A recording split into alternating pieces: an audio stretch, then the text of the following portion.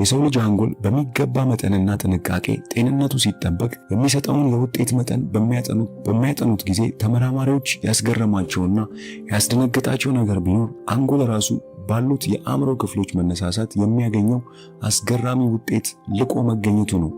የድል ምስጢር ያለው በሰማይ አይደለም። አይናችንን ለምን ከዚሁ አጠገባችን ካለው መሬት አናሳርፍም?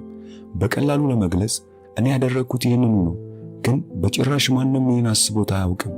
ቀላል ነገር ነውና የመግቢያና የመውጫ ሰዓት ማወቅ ድሮም አሁንም ጠቃሚነቱ የማያጠያይቅ ነው። የዛሬ ዕድል ወይም አጋጣሚ ተመልከትና ጨብጥ።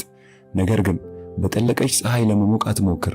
ትላንት ዛሬ አይደለምና ክስተቶች ቋሚ አድርጋ አትውሰድ።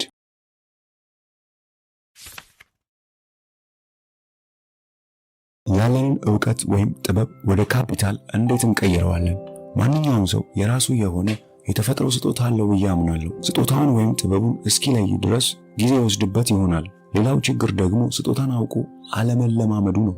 ይህም ማፈን ማለት ነው። ይህ ተፈጥሯዊ ስጦታ ሀብትም ሊያስገኝ ይችላል። ስለዚህ ሐኪም ለመሆን፣ የሂሳብ ሹም ለመሆን፣ የሕግ ባለሙያ ለመሆን፣ መሐንዲስና ኬሚስት ለመሆን በእርግጥ በክፍል ገብቶ በአንድ ሙያ ለመካን መመረቅ ያስፈልግ ይሆናል። ልምዶችን ማለትም በስራ ዓለም የተሳተፍክባቸው ጊዜያቶችና በተለያዩ የህብረተሰብ እንቅስቃሴዎች በመካፈል ያገኘሃቸው ትምህርቶች ምንም እንኳን በክፍል ቁጭ ብለ የተማርካቸው ባይሆኑም ለወደፊት እድገት በር ለመክፈት ግን በቂ ናቸው። ማንኛውም የተማረና በአንድ ሙያ የሰለጠነ ሰው ለማደግ የሚያስፈልገው ነገር ቢኖር ምኞቱን ለመጨበጥ ፍላጎቱን ማዳበርና አእምሮውን ለተግባር ማንቀሳቀስ ነው። የአንድ ካምፓኒ የበታች ክፍል ሂሳብ ሰራተኛ ከሆነ ነገ አካውንታንት ለመሆን ደረጃ በደረጃ የማይችልበት ምክንያት የለም። በእርግጥ አንድ ብልህና የተማረ ሰው በአንድ ካምፓኒ የሂሳብ ሹም ሆኖ በተጨማሪ በግሉና በትርፍ ጊዜው ስለ መስሪያ ቤቱ ሆነ ስለ ሌሎች መስሪያ ቤቶች የፋይናንስ አስተዳደር፣ ስለ ካምፓኒዎች አመሰራረት ጥናት ያካሂዳል። ይህንን የሚያደርጉት ዕውቀታቸውን ለማሳደግ ለሌላ ኃላፊነት ብቁ ለመሆን በመመኘት ነው። ማንኛውም ዕውቀት ያለው ሰው ጥረትና ፍላጎት ከጨመረበት ካልተማረ ሰው በላይ ባለጸጋ ለመሆን እድል ይኖረዋል ለማለት ይቻላል። ካለዚያ ግን ባለበት ያለምንም እድገት ይኖራል። ሌላው አንድ መስሪያ ቤት ቁጭ ብለህ ያለምንም እድገት መቀመጥ ልክ እንደመሞት ነው። ስለዚህ ራስህን ከውጭ ዓለም ጋርና ከህብረተሰቡ ፍላጎት በተለይም ባለጸጋ ከሆኑና መዋለ ንዋይ ለማፍሰስ ከሚፈልጉ ሰዎች ጋር ራስህን ለማዛመድ ብልሁን። በአጠቃላይ የእድገትና ቱጃር የመሆን ሚስጥሩ አስቀድሞ እንደተገለጸው ዓላማህን በትክክል ማስቀመጥና ለተግባራዊነት አእምሮን ማዘዝ ላይ ነው። ትርፍ ጊዜያችንን እንዴት በትርፋማነት መጠቀም እንችላለን? በአንድ የቴሌቪዥን ፕሮግራም ከአንድ የእንቅልፍ በሽታ ካለበት ሰው ጋር የተደረገ ቃለ መጠይቅ ተከታትዬ ነበር። ሰውየው የተለመደ የእንቅልፍ ሰዓቱ ከ15 እስከ 45 ደቂቃዎች በቀን ሲሆን አስተያየቱ ግን እንዲህ ነበር: እኔ በጣም እድለኛ ነኝ፣ ምክንያቱም ከሰዎች 3 እጥፍ በላይ ወርቃማ የሆኑ ትርፍ የሥራ ሰዓቶች ስለመኖር ነበር ያለው።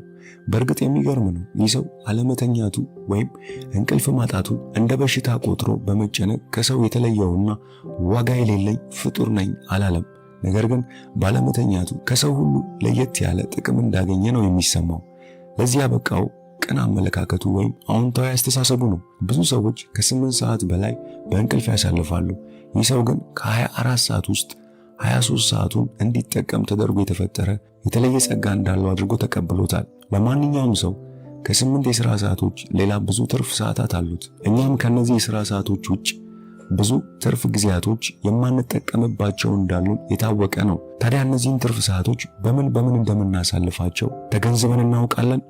ለምሳሌ እኔ ይህንን መጽሐፍ ለመጻፍ የቻልኩት ትርፍ ጊዜን በመጠቀም ነው። በእርግጥ ከሁሉ በላይ ይህንን መጽሐፍ ስጽፍ የላቀ ደስታና መንፈሳዊ እርካታን የሚያስገኝና በተጨማሪም የሚስብ ሆኖ አግኝቼዋለሁ። ስለዚህም በየቀኑ ባለችኝ የ1 እና የ2 ሰዓት ትርፍ ጊዜ ቅዳሜና እሁድን ጨምሮ እጽፍ ነበር። በእውነት እርካታው የሚገኘው መጽሐፉን ስጽፍ ለአንድ ዓላማ መሳካት በመሆኑ ነው። ይህም ለሌላ ሰው ያለኝን ዕውቀት በማካፈል ሲሆን በትርፍ ጊዜ ተጠቅሜ የማገኘው የማይናቅ ጠቃሚ ትርፍ ገንዘብ የሚያስገኝልኝ በመሆኑ ነው። ትርፍ ጊዜን በመጠቀም በመቻል የሚገኙ ብዙ ጥቅሞች አሉ።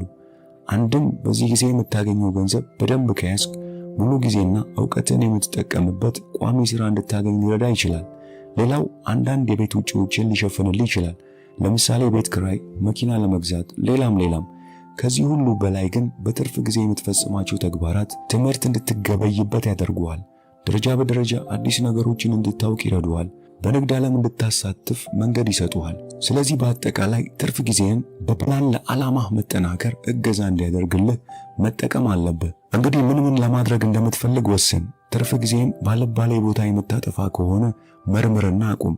የሚያስፈልጉህን መንገዶች ተልም። ከነማን ጋርና የት ቦታ ማሳለፍ እንዳለብህ ወስን። አንድንም ስራ ስትጀምር ለመፈጸም ስንት ጊዜ መውሰድ እንዳለበትና መቼ መስራት እንዳለብህ ወስነ ለተግባር ተነሳ።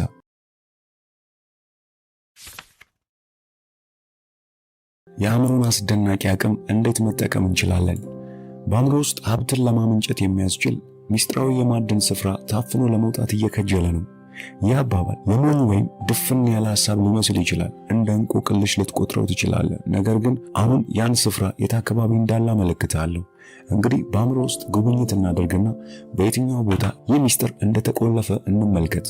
ክፍሉም ተዝቆ የማያልቅ የአልማዝ ስፍራና ምንጭ ነው።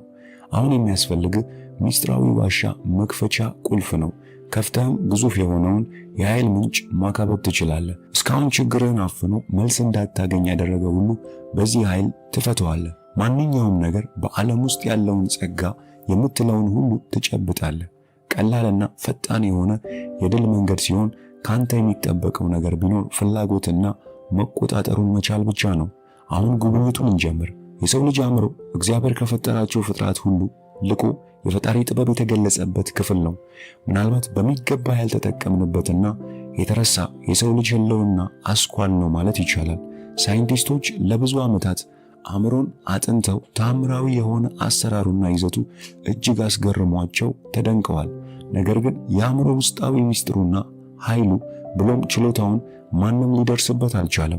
ሰው እንኳን የሚጠቀመው የአእምሮ ክፍል በጣም ውስኑን ነው። ስለዚህም ሳይንቲስቶች እንኳን ቢሆኑ ለምን ስራ እንደተፈጠሩና እንደሚጠቅሙ በቅጡ ሊረዷቸው ያልቻሉ የአእምሮ ክፍሎች አሉ። ስለዚህም ተፈጥሮ ባደለችን አእምሮ ያለውን ሚስጥራዊ ኃይል ተጠቅመን በአንድ ጊዜ እንደ ጀት በድል ልንከንፍ እንደምንችል ማመን ያስፈልጋል። ለዚህም ድል የሚያበቃን ክፍል ሰብኮንሺየስ ማይንድ የምንለው ሚስጥራዊ የአእምሮ ክፍል ሲሆን የሰው ልጅ ከእንስሳ የሚለየው አስደናቂ ሚስጥር የማሰብና የማገናዘብ ችሎታ ነው። ይህ ስጦታ ባይኖር ኖሮ የመናገርና የመግባባት ችሎታው በደመነፍስ ከሚመላለሱት እንስሳት ብዙም ባለየው ነበር።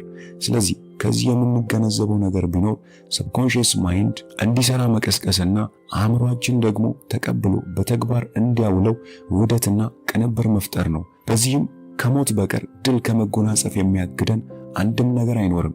ሰብኮንሺየስ ማይንድ ሰፊ መረጃዎችና አስፈላጊና አላስፈላጊ የሆኑ ሐሳቦች ለአእምሮአችን እንደምንሰጠው ለኮምፒውተር እንኳን ብንሰጠው ከአቅሙ በላይ ይሆንበታል። ይህ ማለት አእምሮአችን ከኮምፒውተር በላይ የመስራትና የመያዝ ችሎታ እንዳለው ያመለክታል። በተጨማሪም ሰብኮንሺየስ ማይንድ በሚያስገርም ተፈጥሯዊ ዘዴ ጠቃሚ የሆኑ መረጃዎችን በመያዝ የማያስፈልጉትን በመጣል ውስብስብ የሆነ ሥራ እየሰራ ማንኛውንም የሰውነታችን የዕለት ተዕለት ተግባራት የበላይነት ይመራል፣ ይቆጣጠራል። እንግዲህ እጅግ የሚያስደንቀው ተፈጥሮ የለገሰችን ሚስጥራዊ ጸጋ በመሆኑ በብቃት ልንጠቀምበት ይገባል። ለምሳሌ በአእምሮ ለገጠመ ችግር መፍትሄ አጥተህ እያብሰለሰልክ ስትተኛ በነጋታው መፍትሄው ወለል ብሎ ይታይ ይሆናል። ስትነሳም ሁሉ ነገር ቀሎ መፍትሄው ግልጽ ሆኖ ይታያል። በመገረም እንዴት ሊሆን ይችላል ወይም እንዴት ሊሆን ቻለ? በእንቅልፍ ልብ መፍትሄው ከየት መጣ? ተአምር ነው ያልክበት ጊዜ ሊኖር ይችላል። ነገር ግን ልንገር፣ መፍትሄው ተጨባጭ ነው። ይህ የሰብኮንሺየስ ማይንድ መልሱን ሰጥቷል። ከእንግዲህ ሚሊዮነር በአእምሮ በሚለው መመሪያ እመን። ለዚህ ሀቅ ተግባራዊነትን ተንቀሳቀስ። መጠቀም ያለብህ ዘዴዎች ግልጽና ቀላል ናቸው። በተለምዶ ትጠቀማቸዋለህ። ነገር ግን ብታውቃቸውና መልክ ብታስይዛቸው ሁልጊዜ እንደ መመሪያ ይሆኑልሃል። ምክንያቱም ለሰብኮንሺየስ ማይንድ ወይም ድብቁ አእምሮ የምታቀርበው ጥያቄዎች ግልጽና የማይሻማ መሆን አለበት። ይህ ሲባል በቀጥተኛ መስመር፣ ነገር ግን ጥያቄዎቹ ከባድ መሆን የለባቸውም ማለት አይደለም። እንዲመልስልህ የምትፈልገውን ጥያቄ ግልጽ መሆን አለበት ማለት ነው። ትክክለኛውና አፋጣኝ መልስ ለማግኘት ደረጃ በደረጃ ዘዴዎችን መጠቀም ያስፈልጋል። ውስብስብ በሆኑ መንገዶች መልስ ለማግኘት ከመባከን ከዚህ በታች ያሉትን በልምምድ የተገኙ ዘዴዎችን ተጠቀም። በመጀመሪያ ደረጃ ልትደርስበት የምትፈልገውን ዓላማ ግልጽ አድርገህ አስቀምጥ። ለዓላማ መሳካት ይጠቅሙኛል የምትላቸውን እርምጃዎች በተመሳሳይ መልኩ አስፍራቸው። እርምጃዎቹ በደንብ መብራራት አለባቸው። አይነ ህሊና እነዚህን ነገሮች ከቀረጽክ በኋላ በጽሁፍ አስፍራቸው። የመጀመሪያ ስለሆነ አስፈላጊ የሆኑ ሐሳቦችን ልታሰፍር ትችላለህ። ነገር ግን በዚህ አትጨነቅ። ጥራት ቀስ በቀስ ነውና የሚመጣው። በአእምሮህ የሚብላሉ ከጉዳዩ ጋር የተያያዙ ናቸው ብለህ የምታስባቸውን ሐሳቦች እስኪሟጠጡ ድረስ ጻፍ። አሁን የጻፍካቸውን ነገሮች ደጋግማ አንብባቸው። ተጨማሪ ሐሳቦች ከመጡልህ እንደገና አስፍረው። ከዚያም ሐሳቦቹን ቅደም ተከተል አስይዛቸው። የትኛው ሐሳብ መቅደም አለበት፣ የትኛውስ መከተል አለበት። ቀጥሎም ሐሳቡ ለተነሳበት ዓላማ መሳካት ተቀናጅቶ መቅረብ አለበት። ይህም ከዓላማ ጋር የተዛመደ እንዲሆን ይረዳል። በመጨረሻ መደረግ ያለበት በተጻፉት እርምጃዎች የተንዛዙና የተደጋገሙ የተወሳሰቡ ግልጽ ያልሆኑ ሐሳቦችን መልመሎ በማስወገድ ግልጽና በቀላሉ ለማስተዋል የሚችሉ ተግባራዊነታቸው የማይሻሙ ሐሳቦችን እጥር ምጥን ባሉ ቃላቶች ተውበው ቢቻል በአንድ አረፍተ ነገር ማስቀመጥ ነው።